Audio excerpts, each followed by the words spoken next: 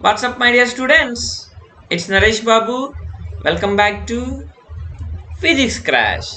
Students, in this session, I'm going to discuss about NEET previous year questions from Gravitation. Let us start the game. Gravitation. NEET previous year questions. Here the first question. Gravitation. The kinetic energies of a planet in an elliptical orbit about the Sun at positions A, B and C are K suffix A, K suffix B and K suffix C respectively. So here the diagram is there. So in this diagram, so one planet is revolving around the Sun.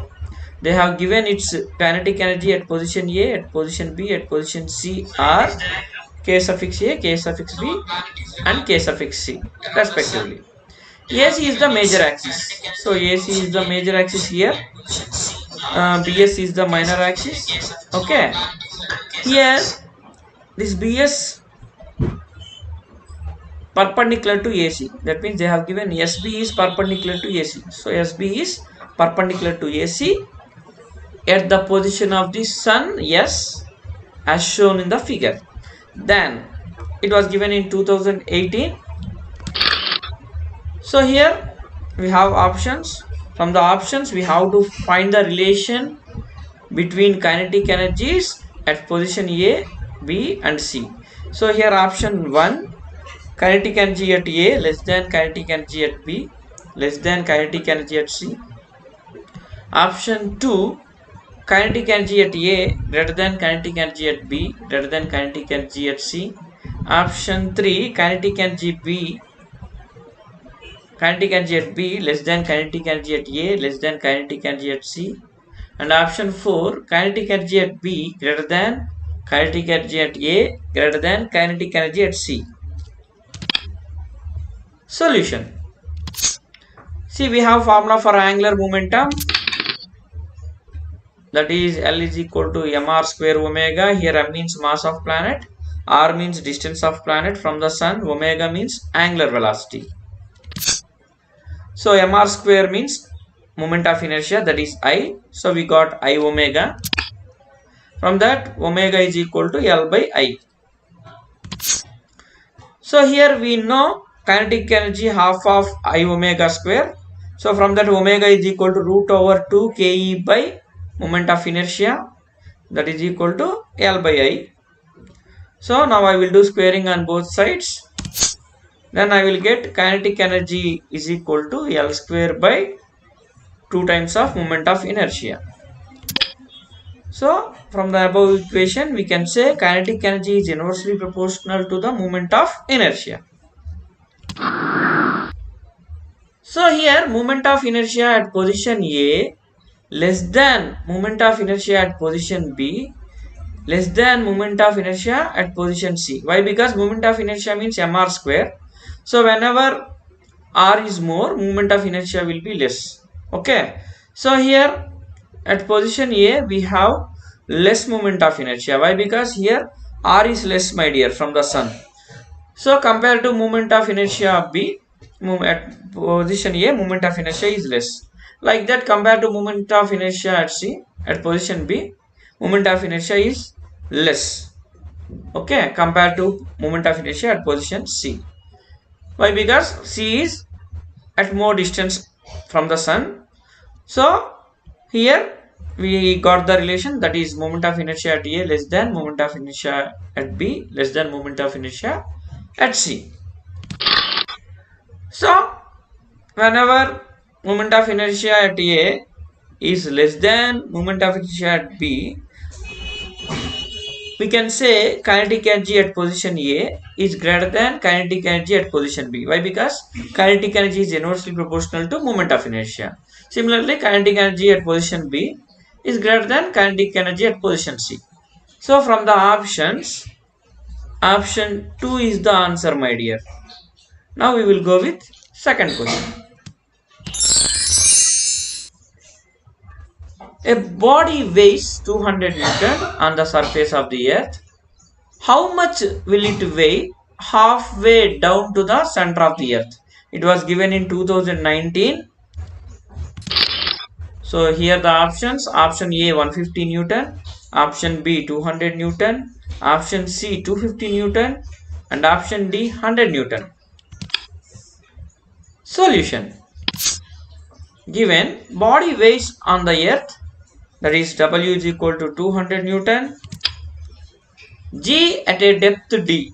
So acceleration due to gravity at a depth D, we have the formula, that is G at a depth D is equal to G on the surface of the earth bracket of 1 minus D by R. So here D means depth, R means radius of the earth. So at depth D, at R by 2, that means they have given how much will it weigh halfway down to the center of the earth. That means halfway down to the center of the earth means D will be equal to R by 2. So at depth D is equal to R by 2. We will get G at a depth D is equal to G bracket of 1 minus, in the place of D we have to substitute R by 2 by R. So on both sides I multiplied M with M. Why? Because we will get weight. So we have to calculate weight at depth D. So that's why I multiplied both sides with M. So mg at depth D means weight at depth D. Mg means weight on the surface of the earth, bracket of 1 minus, here R cancel. So we will get 1 by 2. So here weight on the surface of the earth they have given 200 Newton. So I substituted 200 Newton, bracket of, here 1 minus 1 by 2 means we will get 1 by 2. Then 2 cancels 200 100 times, so we will get 100 Newton. So we got the weight of body down to the center of the earth, that means halfway down to the center of the earth, that is 100 Newton.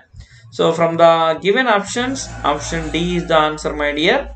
Now we will go with third question. The work done to raise a mass m from the surface of the earth to a height h, which is equal to the radius of the earth, is, it was given in 2019. So here the options: option A mgr, option B 2 mgr, option C half mgr, and option D 3 by 2 mgr. Solution: work done to raise a mass m against gravity, that is W is equal to mgh by 1 plus h by r. So at h is equal to r, in the above equation, in the place of h, if I substitute r, then I will get work done is equal to mgr by 2. So from the given options, option C is the answer, my dear. Now we will go with fourth question. A body weighs 72 Newton on the surface of the earth. What is the gravitational force on it at a height equal to half the radius of the earth? It was given in 2020. So here the options: option A 48 Newton, option B 32 Newton, option C 30 Newton, and option D 24 Newton. Solution: given body weighs on the earth, that is W equal to 72 Newton, G at a height h, that is G at a height h is equal to G by 1 plus h by r whole square. So I will multiply with m on both sides to get weight at a height h and weight on the surface of the earth. So I got mgh is equal to mg by 1 plus h by r whole square. So mgh means weight at a height h is equal to mg means weight on the surface of the earth by 1 plus h by r whole square. So at h is equal to r by 2 and weight is equal to 72 Newton. So in the above equation, we have to substitute in the place of h equal to r by 2 and in the place of weight on the surface of the earth 72 Newton. Then we will get weight at a height h, that is equal to 72 by 1 plus 1 by 2 whole square. So here 1 plus 1 by 2 means 3 by 2 whole square. So we got 72 by 3 by 2 whole square. So that is equal to 4 by 9 into 72. So we got 32 Newton. So we got the weight at a height equal to half the radius of the earth, that is 32 Newton. So from the given options, option B is the answer, my dear. Now we will go with the fifth question. So here fifth question, the escape velocity from the earth's surface is v. The escape velocity from the surface of another planet having a radius 4 times that of earth and same mass density is, it was given in 2021. So every year from gravitation, minimum one question they are giving, my dear student. So we have options here. Option A V, option B 2V, option C 3V, and option D 4V. Solution. Given escape velocity of the earth is V, let escape velocity of the planet is V suffix P. Let radius of the earth is R. Radius of another planet is 4R. Why? Because they have given radius of another planet is 4 times that of radius of earth. Okay. So escape velocity formula, that is escape velocity is equal to root over 2gm by r, where G means capital G means universal gravitational constant, M means mass of planet, okay, R means radius of the earth or radius of the planet. So it is escape velocity of any planet, that is V is equal to root over 2gm by r.